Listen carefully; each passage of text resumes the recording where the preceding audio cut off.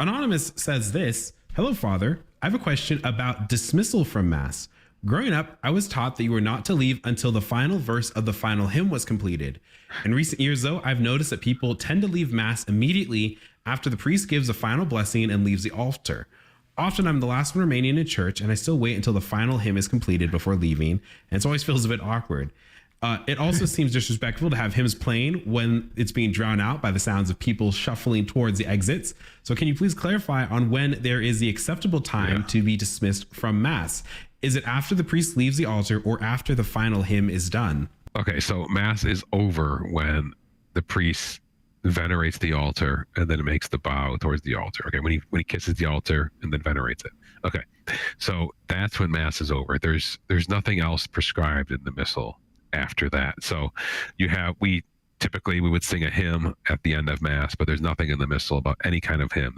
Because what is a hymn at Mass? A hymn just replaces or supplements the propers, right? Whether it's the introit, the offertory, the communion, right? Propers.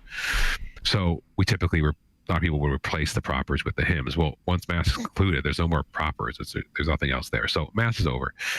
But I think you're right that there's just no reason to leave. I don't know how long your Mass is. My Masses are pretty much an hour on the dot, on the Sunday. So, I don't see a reason why people would have to leave. Like, what are you doing? Where you need to leave, like right now. But I think it is rude. I think to do, especially if you're leaving immediately after communion, like some people do, that's a problem. So, yeah, I think you're doing the right thing. But technically, Mass is over once the priest kisses the altar.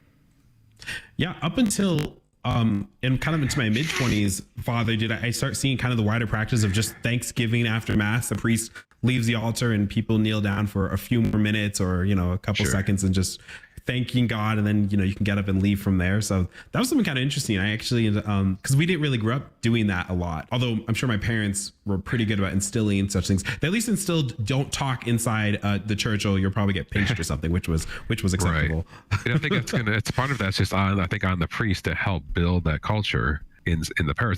These things don't happen overnight. It could take years to build that culture. People who they want to pray a nice Thanksgiving immediately after the Mass ends. And so, and the priest to preach on that, if that's something that he's noticing is happening. So yeah, I don't think that it just takes time. It takes time to build that up. So it also might be directly proportionate to the choir or the organist, right? If the choir's playing something great, you might stay. But I don't know if they're screeching, maybe thank God real quick and you exit. That's why I need a postlude. That's why I need a postlude, because a postlude covers the sound of people talking after. That's so true. As they're leaving, you got those 3, 4, maybe 5 minutes. Well, that's when the organist goes crazy, right? You just hear these great arpeggio stuff, and you're like, all right, well. Father, it's always a pleasure when we're on together. I hope you're feeling better, but hey, before you go, will you please leave us with your blessing?